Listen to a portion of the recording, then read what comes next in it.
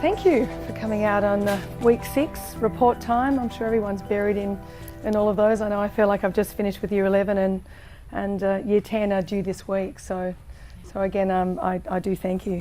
So again, good afternoon. At the risk of sounding very cheesy, and I know we're all teachers and sometimes it isn't very cool to say this, but I seriously do really love my job. You know, give me a group of teenagers, even the most reluctant one, and I'm happy woman. Give me something to talk about, I'll go on all day. I won't bore you, I won't go all day, I promise. But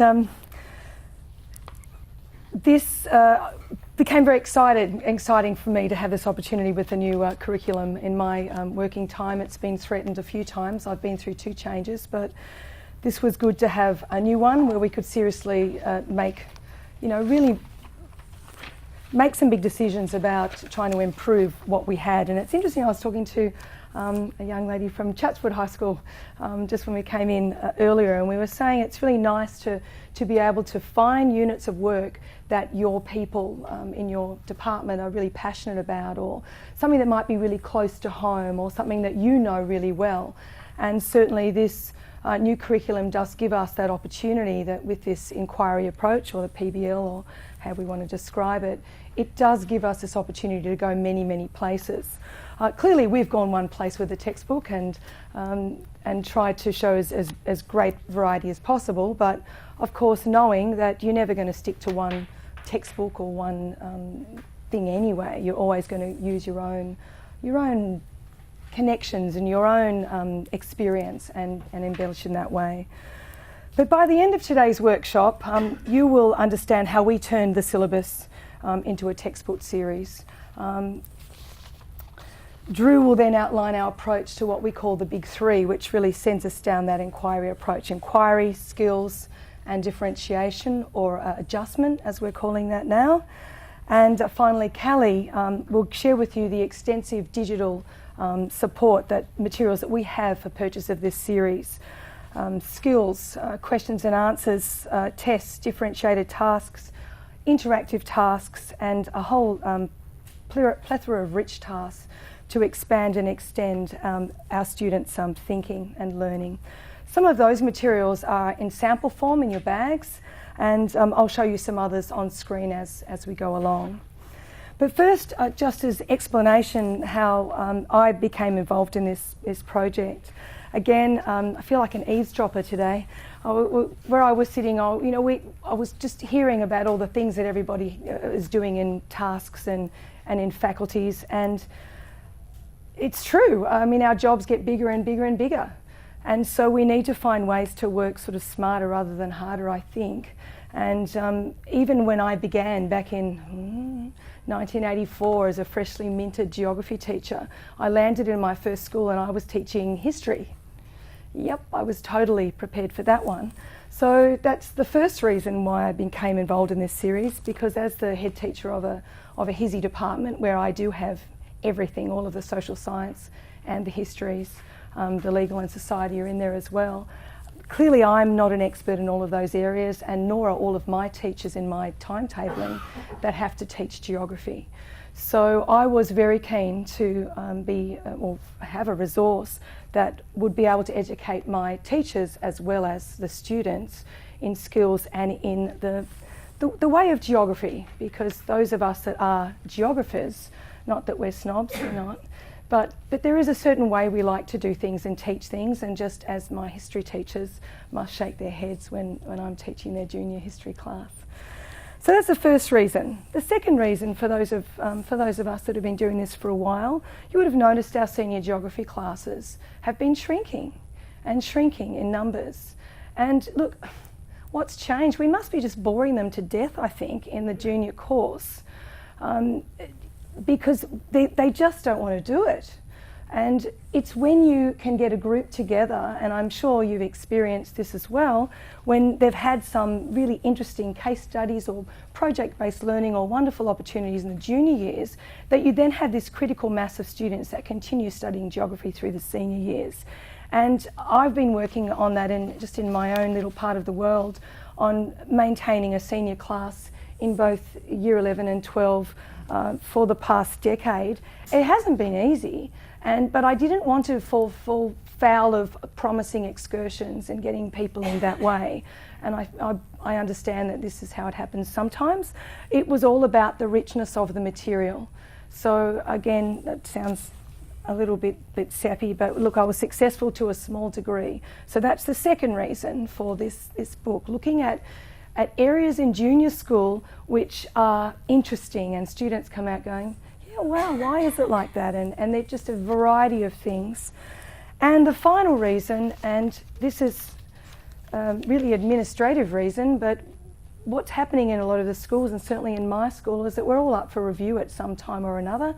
And in order to have all with new curriculum and have all of our resources that just seamlessly work together, and all of the staff doing some fine work, this was another opportunity for me. I had to do it anyway, as each of you are facing the syllabus as well to program.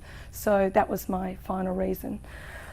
So effectively, is this another book of maths instruction? Well, you know, we don't think so, but I'll let you be the judge of that. And I just want to talk a little bit about what we did.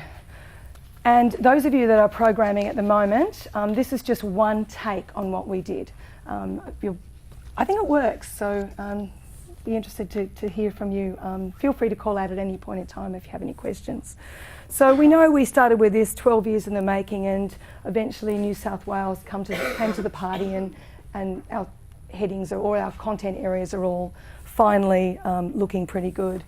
Then asked us to do all of these things. There's 17 pages in here of all these other things that, in addition to the content, the boss desk would like us to incorporate into our teaching programs. And there's just a few things. It doesn't tell us exactly how to do it, but rather it says these things are for stage 4, these things are for stage 5, and you can use your experience and intelligence to organise it how best it suits you. Clearly we've gone in a particular order.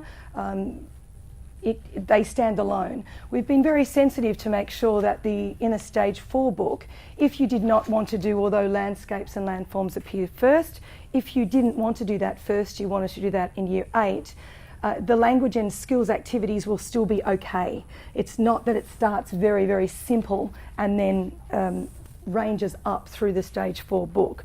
We've tried to keep all of that accessible because it may be that you'd like to do them in any particular order. And in doing that, we built some resources to go with this. The stage 4 book, the stage 5 book, a whole lot of skills exercises. For every double spread, there is at least one skills activity that sits with that double page spread. A teaching program that I mentioned before, we did it in this order of landforms and landscapes through to place and livability, water in the world, and connections here. But again, it's a Word document. You can move it around however you would wish to move it around. It is planned down to the lesson. And of course, knowing that people's periods of time may be 40 minutes to an hour, and some schools we've been speaking to 90 minutes, effectively a double a double page spread is a 60-minute lesson with a series of activities and additional worksheets if you wanted to go on any further with it. Some interactive tests, which both Drew and Callie will show you later, that the kids will be able to automatically mark. And a whole number of interactive resources that go with. So instead of it simply being just a textbook, it's actually a series of lessons, 4 years of lessons, page by page. We started fairly rough, but it came together really nicely. There's a couple of examples of the spreads here, straight from the text.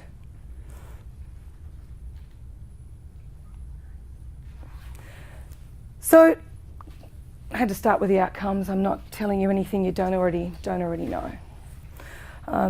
We needed to know where we wanted to end up with. The content dot points, and this has caused a little bit of confusion, you'll probably know, but the dot points are different to the dash points. The dot points we have to do, the dash points are suggestions.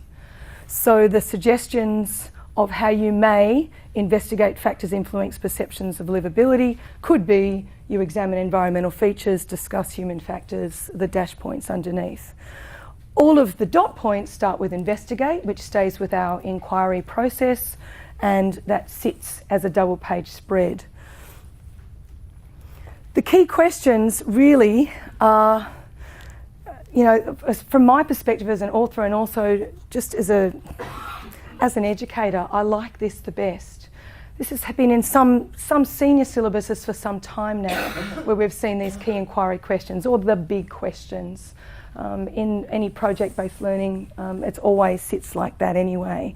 You come up with these big things that are going to frame the learning and really pick the student's interest. So what we did is we matched our key inquiry questions to the dot points in the syllabus so that each section had a theme running through it, and then our dot point to the syllabus sit in underneath those key inquiry questions. Bless you. Place and livability in the Stage 4 book. The key inquiry questions, I'll make that bigger, are the wider people's perception. The dot points are the syllabus content as it's mapped in there. The landform and landscapes chapter spread works similarly, where the framing questions are the key inquiry questions, the dot points from the syllabus sit underneath those. Sometimes it's just one dot point, in other places it may be two, but every one of them is mapped through this way. And accompanying those, of course, are all of the tools and concepts that fit in underneath each of those sections. They aren't in every single chapter. I guess they could be, but we didn't do that because we'd be saying the same thing on every page. We went, let's focus on change, let's focus on sustainability, let's focus on connection, however they fit in there. So the dot points, dash points fit underneath them. The directive verbs that they've used in the dash points, Drew will talk about when he looks at the nuts and bolts of the sections, but essentially they gave us a way of grading the tasks all the way through. So they started quite simple, and then we moved up into higher order, more complex activities for students to do. And we ended up with this. This is the content page. I don't expect you to be able to read that from the back, but this is the Stage 4 book with the 4 topics sitting there. Again, we've put them in the order as appearing in the syllabus, but Boss just doesn't. You can do it however you like. I was really interested actually to hear what you're doing at your school. It's a very interesting way to approach it. I like that. And of course, Stage 5. In a similar way, working through each of the units, represent each of the prescribed units, framed from the key inquiry questions and mapped directly to the dot points in the syllabus.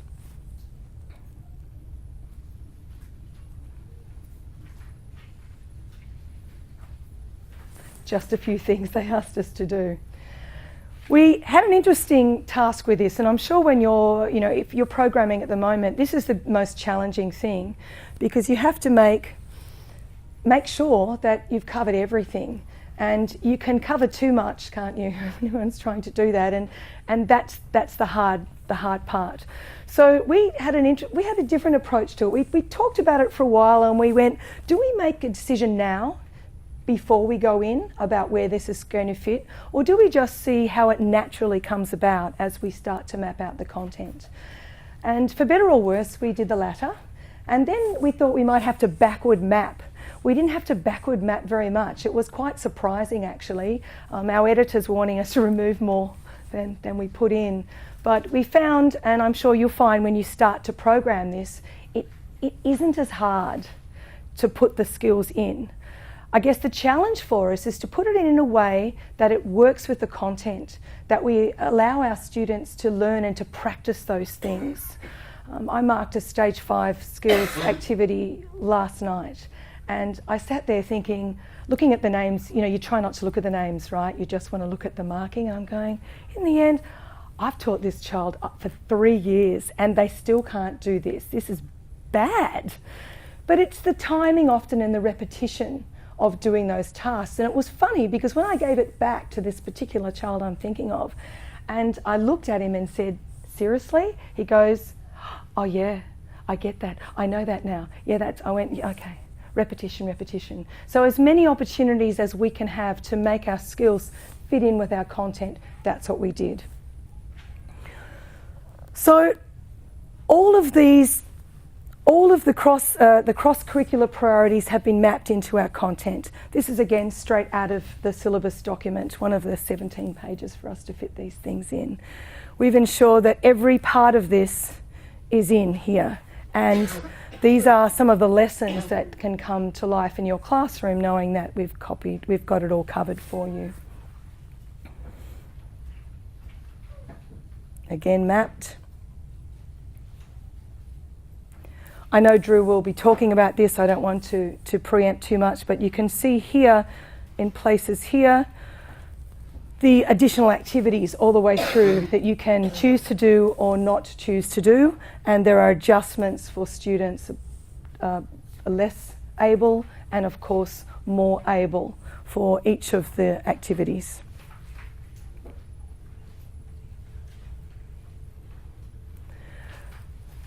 Final thing we did was we needed to ensure that we could engage our learners straight away. And that's if I'm not confident, if I'm more confident about anything, it's about that engagement with the material. The imagery used, the language used. I know this is a very common criticism. Gosh, it's been me when I've been looking at other books and opening pages and going, really? Is this stage 6? Because there's no way that a Year 7 student is going to be, looking at that cellular level right now. So we were very conscious about that and ensured that our readability, and I do ask you to have a look at the content in the books and just read through it, open any page, and decide whether you think that would be something that would be accessible to your students in stage 4 or stage 5. The context there was very important too. Again, I take our colleague here saying it's good to do the units that you're very confident in, or units from where you live. When you're putting a textbook together, you have to be conscious of giving everybody opportunity, something that makes sense to them, something that they can connect with. And we gave that considerable thought. I'm clearly right on the coast in my school, so we have very little opportunity to look at things that might be rural or agricultural context. So case studies in places like Dubbo then suddenly become very important to me to get that contrast. Cave karst landscapes, the kids are always absolutely fascinated with those ones. We have a couple of wonderful sea caves that if you go into, I think it's probably illegal actually. But again, looking at those karst opportunities for students to go into different areas, that was very important to us. The Shell Harbour case study appears in one of the books, and that was from one of my staff members actually, who's from Shell Harbour. I know there's a lady here from Kiama. Also, and it was funny because I said to her, no, I want a different place. I want a place that has quite a large growing urban population, but it's not in Sydney. Let's find a different place that isn't going to be one that we've all seen and read about and isn't necessarily Sydney. So we thought, well, let's look at Shell Harbour. That's an interesting sort of place. So we really consciously tried to find context that may connect with a wider audience and not just the same ones that we've seen year after year. And this is the result. Images, this one is just, you could have a whole lesson on that, don't you think? Just staring at that picture.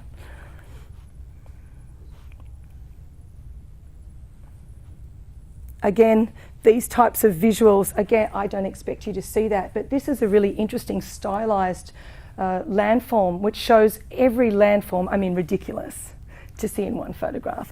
Though I did have a Kiwi in my class that was arguing that, that New Zealand was pretty close. I said, come on, where's your desert? Give me a break. But it was a very interesting argument, actually, on trying to, find the place where they could match that too. But these kind of stylized visuals where they go, oh, I see how that works. And this obviously is not the textbook. This is the interactive resource that would go with that page. So then after you've explored that, onto the interactive resource and identify the features that you can see there.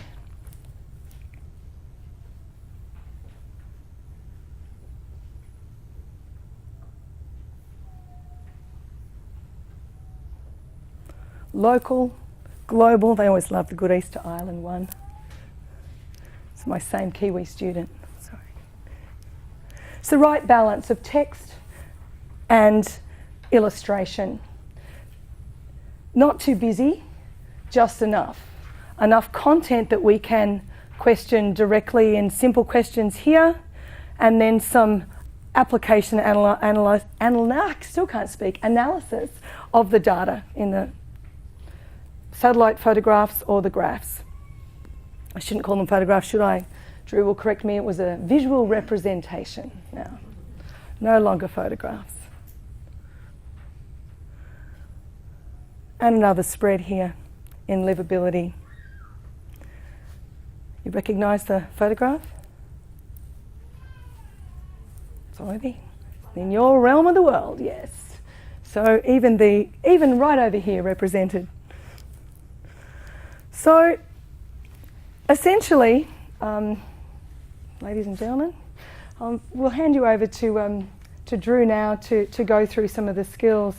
But essentially, I believe this as a resource, a classroom resource from a classroom teacher who wants more students to study geography at stage 6, who can't possibly cope with the denseness of some of the other texts on the market at the moment.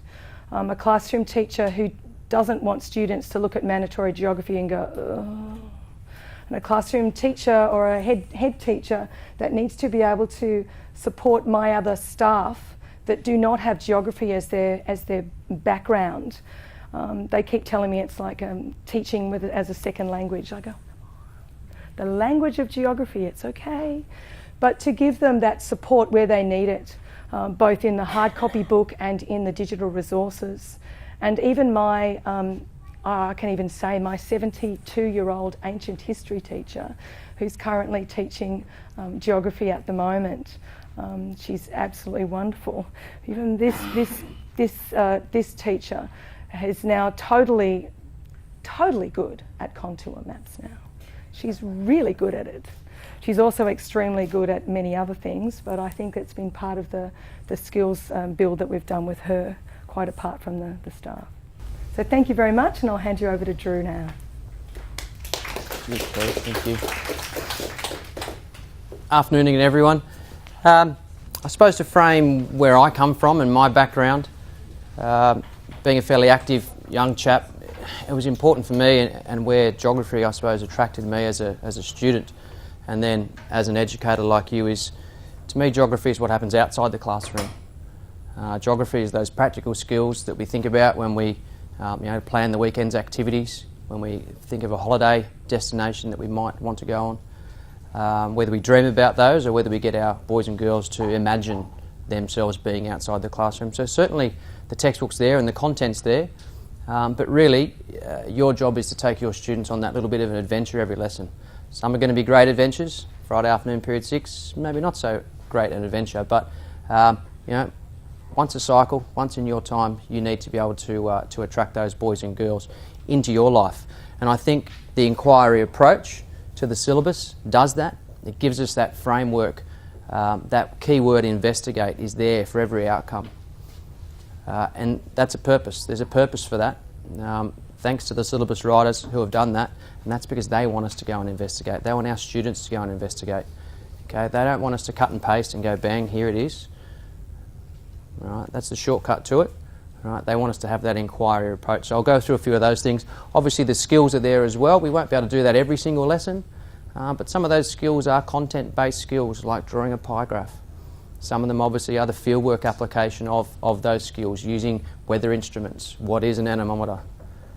You know, and some of your teachers that you're working with, your colleagues, won't have those skills, and this textbook hopefully will allow at least to bring everyone up to that baseline.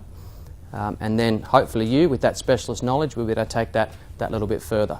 Okay, and further than what I could take your classroom.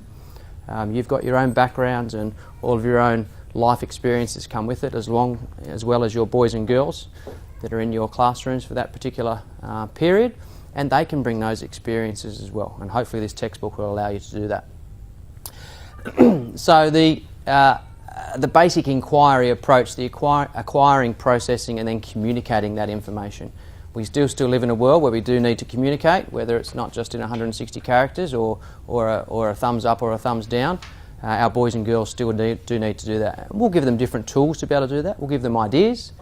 We'll certainly use some of those online ICT-based skills, but we still need to get some reading and writing done and to communicate that both in a visual form, in a written and an oral form as well.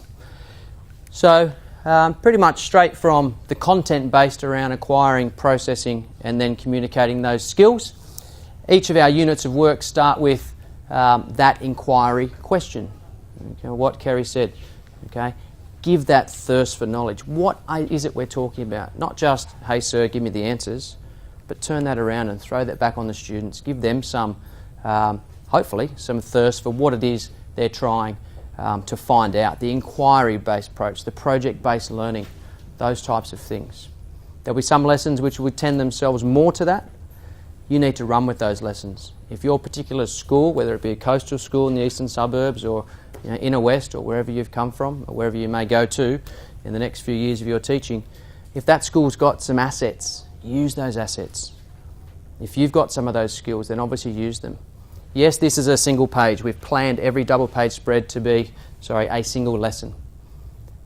But if this is something that you've got an amazing background in, if you've been unfortunate but then fortunate enough to live through some kind of natural hazard, then that can turn into 3 or 4 weeks worth of work. And that's what the syllabus allows us to do. We can do it in any order, and we can spend as much time as we need to on it. We just need to get it done. So 1 term's worth of work might be one piece of the syllabus. Then the next piece of the syllabus might take 2 terms.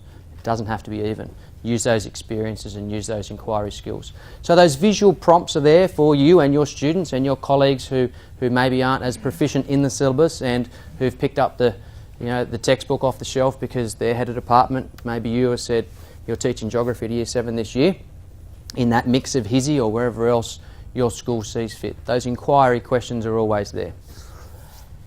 And they lend themselves through basically the knowledge and understanding part of each double page spread through to the apply and analyse, and then down here is the key part that I suppose I'm more interested in, the investigate and creative elements to it. You've learnt the knowledge, you can apply it to a specific example, right? You've got the theory, and now let's actually take it somewhere else. Let's take that little bit of knowledge that you've got, that little bit of gold that your teacher has just imparted on you, that you've just given to your boys and girls, and what can you do with it? Really what we're after there is that Bloom's taxonomy idea. Okay, as most kids will be able to get through these first few, all right, and most kids will be able to get to the investigate and create. Some will have more creative minds than others. You might have a more creative mind one day or the other, all right, but you will be able to get through those tasks, and then we can start to open up that exploration of inquiry that we've tried to, we feel we have done, not that we've tried to, we feel we've done with each double page spread. So each of those pages has got the investigate and create to it. At the end of each chapter, all right, there's a checkpoint. Okay, this big sort of section on here gives it away. It's going to be generally a different colour for that as well, it'll stand out. And within that, we've got a whole series of questions. That's the let's go back and see what we've done in the last 6 weeks, in the last 10-week term, wherever else it is. It might be a 2-week unit. As I said, that time frame can change. We've got some marks allocated to it. Great. Little Johnny, little Jane's done well. I've given her 55 out of 55 for that. How good's she? And then what we get is this rich task. So these rich tasks are generally those open-ended ideas. Yes, there is some framework to it, all right? But have a look here. Inquiring, processing, and communicating. those 3 levels of what we're asking our boys and girls to do within our classrooms. And they take them to another level. All right, dive into it. Just get it done as a little quick check before we're going on to another assessment task. Maybe make it as a mini assessment task. We know we've got to appeal to those de Bono's hats idea of our analytical learners in our classroom. We've got to have our creators. We've got to have our kinesthetic learners. Maybe that creative task can be turning something into a poem. Okay, it'll be an acrostic poem for me, but for some of your students it might be some kind of rap. It might be something that appeals to them. All right? They sit there as rich tasks. Pretty obvious that we're hopefully enriching the boys and girls. All right? And there we go again, acquiring, processing and communicating our information. So yes, it is repetitive to someone who uses the book every day, but for your boys and girls who, for us, we teach Year 7 3 lessons a cycle, our cycles go for a fortnight. So I don't get to know my Year 7 boys at all, really. Okay? I'm re-teaching them what we did a week and a half ago in some instances. So for those, it is. Okay, that repetition and skills we know is about repetition. If we can get that becoming second nature to our boys and girls, then we're going to be halfway there to engaging them in that next step that we're going from. For us, the boys and girls don't get to see this, but for us, for our teaching programs that you'll be able to access, cut and paste, mould, move around, do what you need to do. There's a whole series of adjustments. I'll speak about them in a while. For your information, there's the videos, there's all those creative tasks, the resources which sit in there. Okay, they're not the wide world web. Okay, they're some that we've found. They're pretty stable sites that we've used. We haven't found some weird and wonderful thing that the ampersand or the / might change next week and you won't find them. Or we've given you a search criteria for that. An ABS, Australian Bureau of Statistics search, or something of a government site. So they're going to be the more stable ones, or we've given you a search term for them. But you can obviously add yours to that program. As Kerry said, fully word-based, cut and paste, move what you need to do. I'm lucky enough to be going through this and through registration this year, thanks to BOSTES. Really appreciate that. And they need to know that what is in my boys' books and what my programs have been made and what I said was actually going to go on are being ticked off. Okay, they are mapped, they're all through there, and you'll be reassured that that will happen. This is something that all our boys and girls know about, but it's a geographical based application, isn't it? What you've got in your pocket with your phone is a GPS device. Okay, someone knows where you are right now. All right. Google Earth, Google Maps, all of those things, the easiest base application for it. But they've been threaded through there as well in an educational setting, not just where's the closest cafe, okay, or can I find my house on Google Earth again and find out that someone was in the pool or someone's car was parked in the front driveway or wherever else it is. We know the students do that. Okay, we've threaded that stuff in with a real meaning to it, okay, with a real purpose for those lessons. So our approach to skills. As I said, geography happens outside the classroom for me, whether it be virtually, whether it be actually taking the kids and going, the period before lunch, whether it be having the opportunity maybe over a lunchtime to be able to take some of those students, whether it be a small little excursion to the local park next door to your school or away in the playground, or if you do have the opportunity to take them off-site somewhere, you want to be doing that as often as you can. If you can't do that, if you haven't got the skills, the background, some of your colleagues haven't got the confidence to do it, we've got a 40-page skills worksheet which sits at the front of both books, okay, the Stage 4 and the Stage 5. Some of my Year 12 boys at the moment preparing for their work are using some of these activities. By no means are they at Year 12 level, but some of the basic building blocks for what they need to do, and they're still making those errors as a senior teacher. We come back to this and we make it really straightforward, step by step. Okay, where did you make error? You can dive into this at any stage. It sits there as a standalone unit because we feel that it's fundamental for geography teachers and non-geography teachers who are teaching geography to have those skills. You can be that half a lesson in front of the boys and girls in front of you and feel that you've got that confidence to be able to tell them what they're doing wrong. But we know that this is not the best way to teach it. We know that skills as a 40-page unit for the first 2 weeks of term, bang, there's your skill unit done, now get on to content. Kids aren't going to remember that, okay, in context. So although they sit there, that's almost the how-to guide, and then throughout the textbook, throughout those different activities, there are those geo skills which are threaded into particular activities. The Grantham floods is an example that comes to mind about showing heights on maps. Okay, so when we talk about natural hazards and we have an atmospheric or hydrological hazard as an example, we've used the Grantham floods back in 2011, and we've got an activity based around which areas of Grantham were hardest hit because of the topography.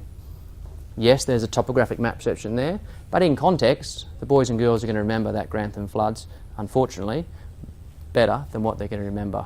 Okay, maybe a standalone worksheet they got handed out. Also within our skills, we know the Board of Studies is asked to work on scale, sustainability, connectivity, all the rest of it. Okay, so they're thrown in there as well. There are natural units which lend themselves to a greater accuracy, I suppose. As geographers, I think we could find all of those in everything we do. Right? You could think of a lesson that you may be taught today, and of course you could find a scale. Were you talking about your local scale? Were you talking about regional scale? Where did it fit? Okay, the sustainability is always there in the newspaper, and with the political decisions coming up in the next few months, I'm sure it'll be there as well. Okay, climate change always pops up. So they're all there, the place, space, interconnections, but we've targeted specific ones to be more appropriate to the content that we're teaching. And skip through that one. The focus on those, we can see again that the focus on the inquiry, the collecting. You mightn't be able to get outside, but you can also give your students access to the outside world. It mightn't be as theoretical and as technical and as high end as having a weather station on site. Okay, but you can go to to Target, to Kmart, and pick up some glasses, some little paper cups or something, and put them outside tonight. Okay, and each of your boys and girls can measure relative to each other how much rain fell. Some of those simple ideas which sometimes we oversee that we can. Obviously we can use the fancy ones. We can jump on our phone and we can say that Sydney had 20 mils of rainfall overnight, but how much did my backyard get? Well, I got none, sir. Well, I got this and I got that, and there's the conversation starter for that lesson. The fieldwork aspect is student-led. Of course you're up there as the facilitator. Okay, you're standing in front of the classroom and you do need to guide and direct and move your students around through the content. But that 40-page unit ends up with, what can I do? What can your students do? I dread another research action plan, a Year 10 research action plan. I've just finished marking them. Thank God that doesn't have to happen again. Okay? Hang on, you've got to do it next year. Maybe. Registration was this year, remember? The idea of getting students out and investigating something is great. Okay, that research action plan was a great idea, but it's done its day. So, depending on your different school, you might have an amazing field, you might have an amazing water course that runs, a creek that runs down. Okay, that's all the physical stuff, but you might have shops that you want to go and investigate from the human side of geography as well. Okay, use those skills that are at your disposal. So our checkpoint. Remember I said those rich tasks at the end of each of the checkpoint activity. This one here, there's a skill drill which marries up with the rich task. Okay, but they are both connected to the learning. So here we've got a step-by-step skill drill. Maybe it's one of those steps that your students are continually falling over on. Okay, well, where did you get up to? How can we get through that? And then that's up to you with your individual teaching to work out what it is that we can get your students across the line and give them confidence to be able to do it again next time something similar like this comes up. Okay, the use of a chloropleth map. The second stage, I think, of where we're at is these skills worksheets. Each double-page spread has a skills worksheet attached to it.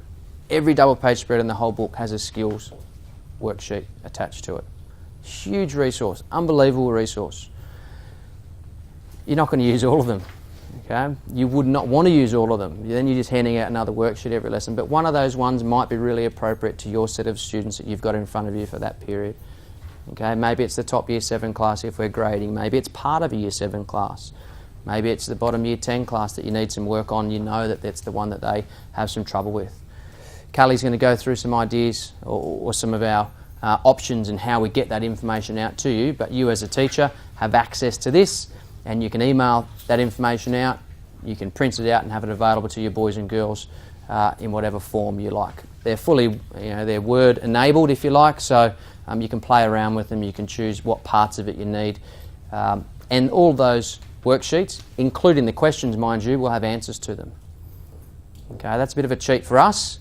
All right, maybe you haven't got time to go through the answers and you can deliver them, maybe electronically. Maybe you do need to go through some of them. Maybe it's that colleague in your department who's a little bit time poor, first year out, going through accreditation. They've got all this stuff, and they need to be half a lesson in front of their students. They can have a look at the answers before they get there. That gives them confidence, allows you to also mark students' work pretty easily, or do some sort of peer-to-peer marking and the like. Yes, I'm very fortunate. I come from Kings. Okay, I'm not a Kings boy.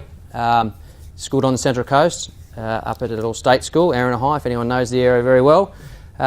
Also did some teaching overseas. All right, had chairs thrown at me. If one of my Kings boys did that to me, Dr. Hawkes would flick him out quicker than what the chair came at me. But we all come from those different experiences. Okay, whether we be independent, private, Catholic, okay, tough school, inverted commas, an easy school. And this whole series, this whole suite of information that I'm very proud to be able to present to you has that differentiation in mind. Right? You can target, even via those Bloom's taxonomy of those first style of questions. Okay, they start with the describes, with the lists, with the outlines, and then they go on to those medium terms like the explains. And of course, some of them do get to the higher order terms of the evaluate and the analyse, the compare or contrast. Maybe it's slightly easier, but they're there for you to use and for you to become the teacher. We're not teaching it for you, but they're there for you to use and give you the framework to work for. Remember, I keep saying geography's outside the classroom, but if you can't get out, why not have amazing visuals? We currently don't have the Oxford textbook at King's. We use a different one, but we also use the Oxford Atlas. Put your hands up if you have the Atlas O-book around, 3 or 4 of you. The reason why I was attracted and why I said yes to Oxford is the wealth of resources that Oxford has at their disposal for their imagery. It is unbelievable. Okay, and if you can't bring that stuff to life, I'll leave the end of that sentence up to you, but you need to be able to have these ready for you to show students. We talk about coastal schools and coastal suburbs, but there's some amazing landforms in the west. These textbooks will hopefully get to people north coast, south coast, central New South Wales schools, all the rest of it, and the gamut of the people who have travelled overseas and those haven't, those people who mums and dads have been able to take them up and down the east coast, and those that haven't. So virtually we can get those students outside the classroom. We can spark that curiosity. We can give them the skills to question what happens on the news each night. Maybe not at 6 o'clock, maybe when their news feed comes into whatever platform they're using, but they can start to do that kind of stuff. Okay, hopefully that's what we're after. Our differentiation of the checkpoints. It's with these. This one here is marked out of 25. You have to do that marking, unfortunately. But when you do mark it, if your student, little Jane or Johnny, struggling and only getting 5 out of that 25, we'd say they'd need a bit more help along the way. For this double page spread, that worksheet that comes with the double page spread, there's a lower ability worksheet of that one as well. Here, have this, Johnny. Great, well done. Gets through a few of the first questions, they're a little bit easier as they would, gets confidence and says, yeah, I can really know this, maybe I didn't do too well here, but geez, I'm feeling a lot better now, being able to answer a few more questions.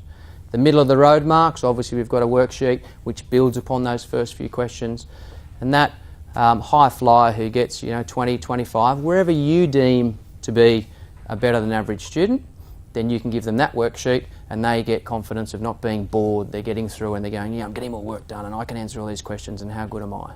Great confidence building for those guys, top, middle and bottom as well.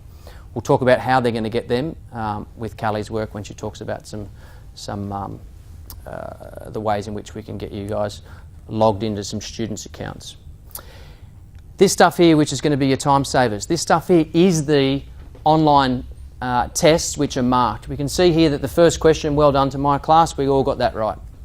Okay, here's a minty for that. All right, but we can see maybe here that there's a question through the middle there which 4 or 5 kids are getting wrong. Was it me? Was I having a bad day? Okay, or was it that the students just didn't pick up that particular question, that content question or that skill question? All automatically marked, ready to feed back straight to you. You can get your students to do that multiple times. Okay, hopefully they're not just going, oh, bang, bang, bang, bang, bang, yeah, I got them all right, well done. Do as many times as they like, or you can set it just to be one hit.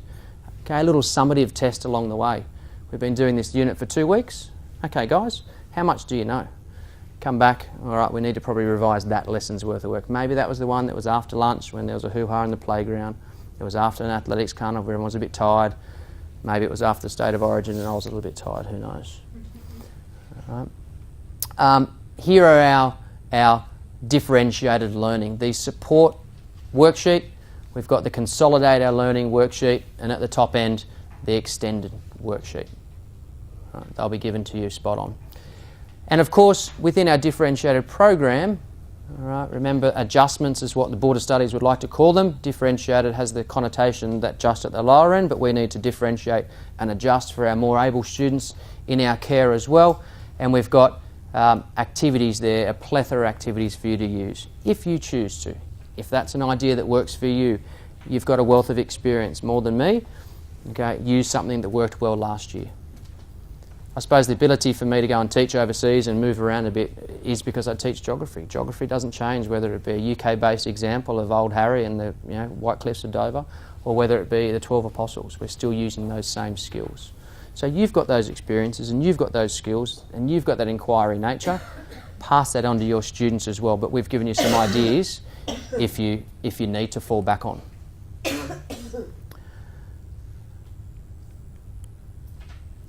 Over to Carly. Thanks, Drew. Ready to go. So I'm just going to show you a little bit about the Oxford digital platform, which some of you may have used previously, perhaps with the Atlas, or even if you're been teaching with Insight History. So what we have here is the teacher version, and we're going to jump into a sample for our stage 4 geography, and this is available to you when you go home or when you get back to school. You can all tap into this sample. There is on your, I think it's the last slide in your handout, we've created a sort of generic login so that you can all tap into this. So you've got the instructions there of how to log in.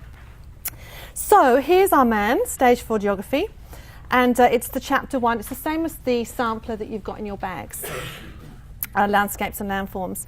So I can either tap in my first page number if I'm working from a hard copy, or I can, rather than do that, I can go back and I can actually just use these expanders to drill through the chapters and the units, and I'll arrive at the same spot. So this is a spread that we saw earlier. Here's my beautiful electronic version, and I can zoom in here. I can actually make it quite large, so if you wanted to focus on the questions or the terms, you can do that, and then we can close the window with a little cross.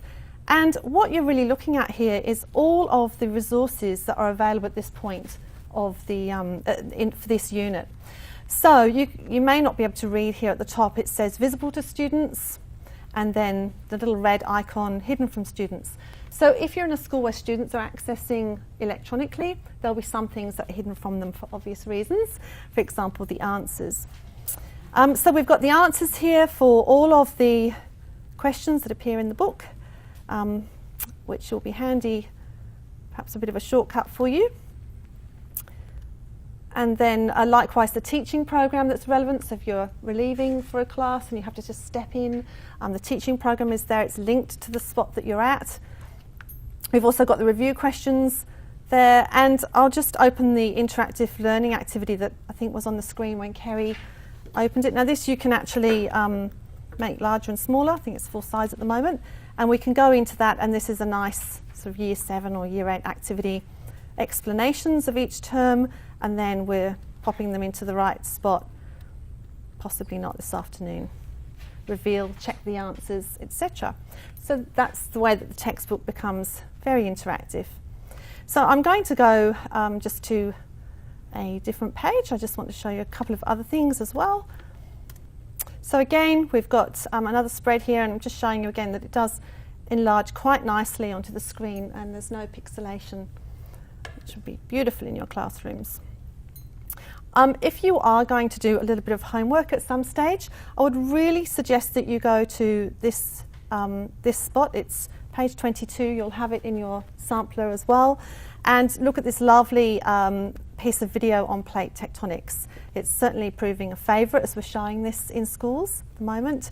And it's a really nice, I'll just play the first couple of moments and you'll get the idea. Tectonic plates that continents sit on.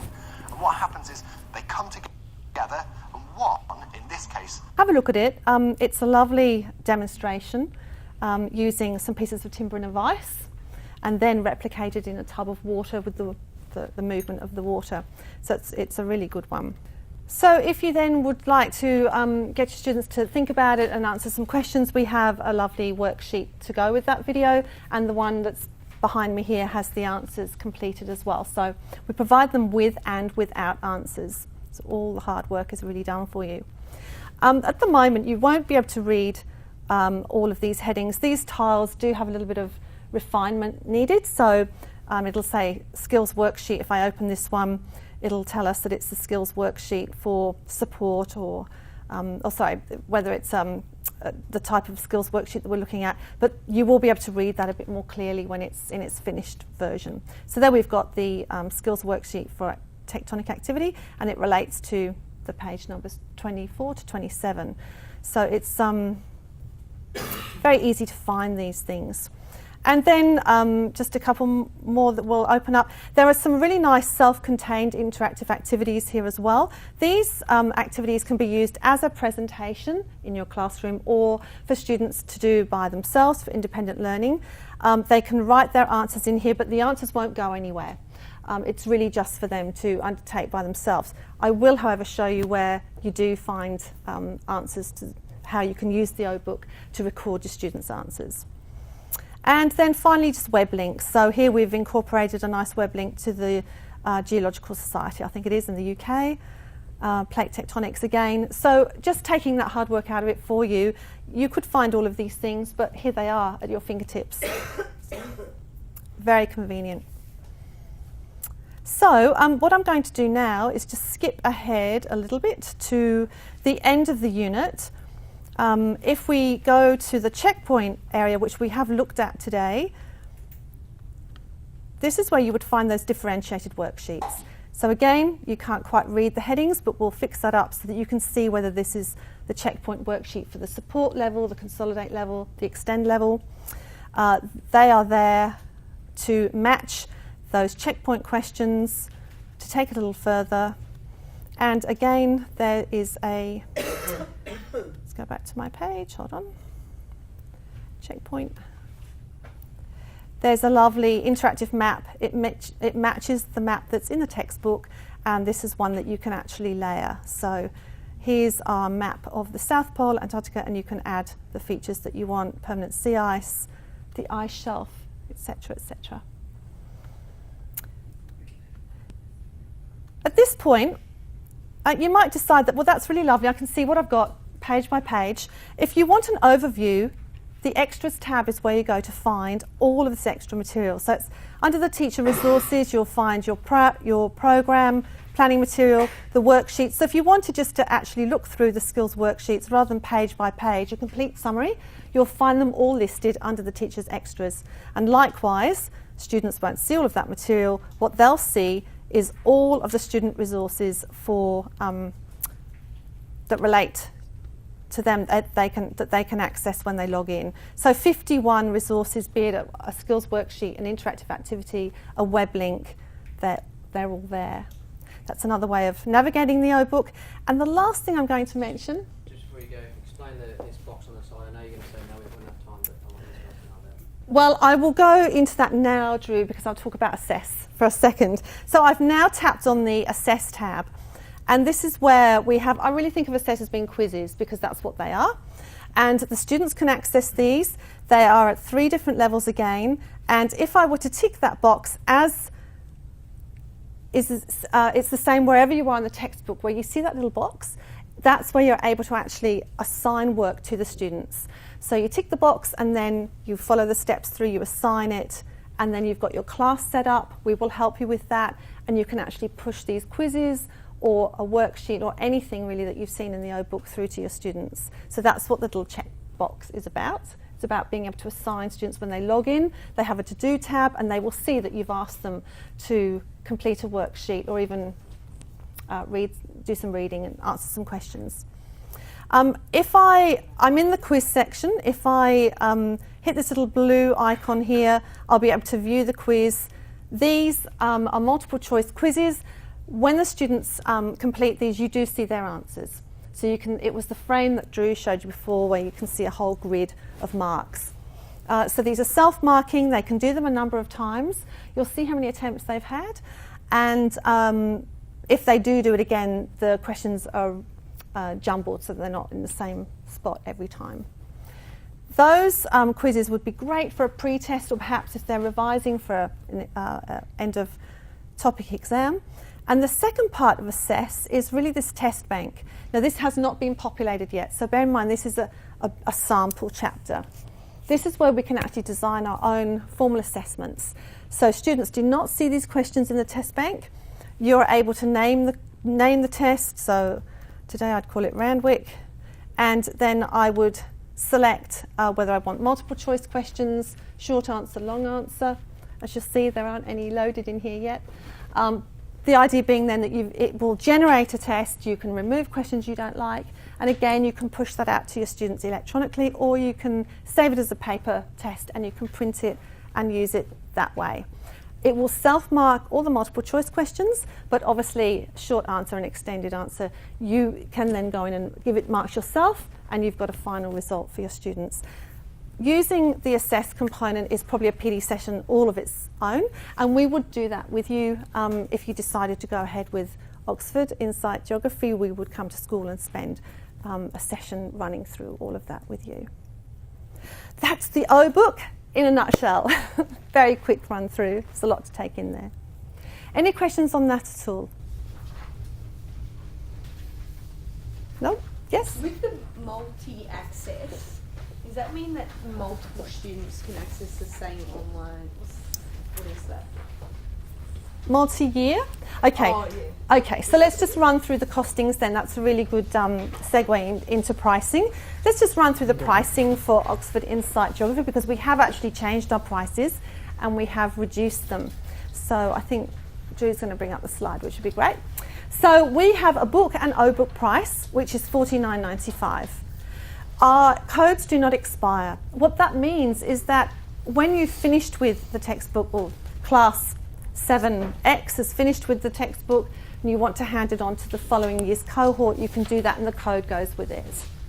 Likewise, if you're in a bookless school and students have got siblings or they're selling their books secondhand, you can pass the book on. The code can be reactivated for a different student, no cost to do so. That does actually differentiate us from some of our competitors. Secondly, you can buy a digital license on its own. You don't have to buy hard copies, and there is a thing called a multi-year license, which is what you're thinking of, I think. And sure. That can be passed on. So it is a per student cost, but you've got it for the life of the edition. Whereas this one is only for one use. Yes. Yeah. So the $39.95 would be if you just want a digital use for one user. That's going to last them for the stage for the 2 years. And that's gone. But if you buy books with codes, life of the edition, and the same with the multi-year license. Teacher access to online resources, even though their students might not choose that option. What happens is with the teacher OBook, the one that we looked at, that's available to you free if you choose Oxford Insight Geography, and we really hope that you will. It's free access for teachers. With a minimum of a class set purchase books. It's valued at $200 basically. So if you were not buying any books at all, and you wanted that as a teacher reference, it would cost you $200. It's free with the adoption of the series for as many teachers as you have teaching geography. So if the kids buy a book Mm-hmm. and they get online access for 100 kids, we don't, they buy them themselves. Okay. Then you get, As in you, teachers? Do you mean? as in the teachers, Teachers, get access free. because the kids Yep. Yep. have bought whatever it is, and then that stays. So we finish stage 4, and then they can on-sell it to the next group of kids, and the code can be reactivated, so it continues on. Correct. Yes. What about the teacher's book that never runs out? The teacher book doesn't, once we've set you up, I think it goes to about 20 perhaps.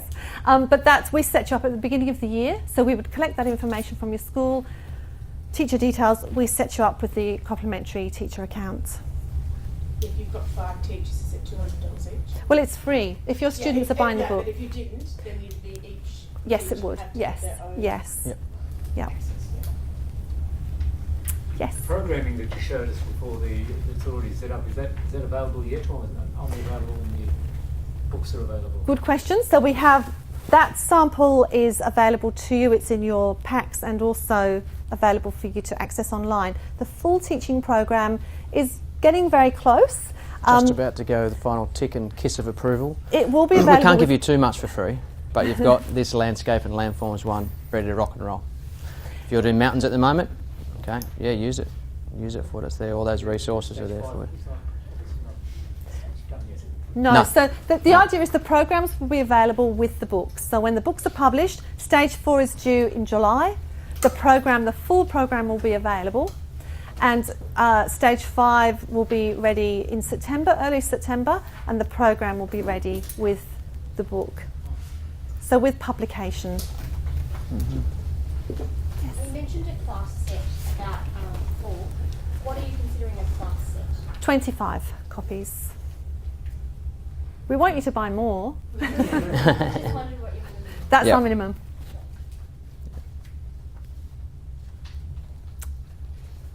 Any other questions? No others, all good. done? Thank you again very much for coming, and thank you to our authors. They have we've had 3 of these, and our authors have given up their time, so we need to We're thank good. them.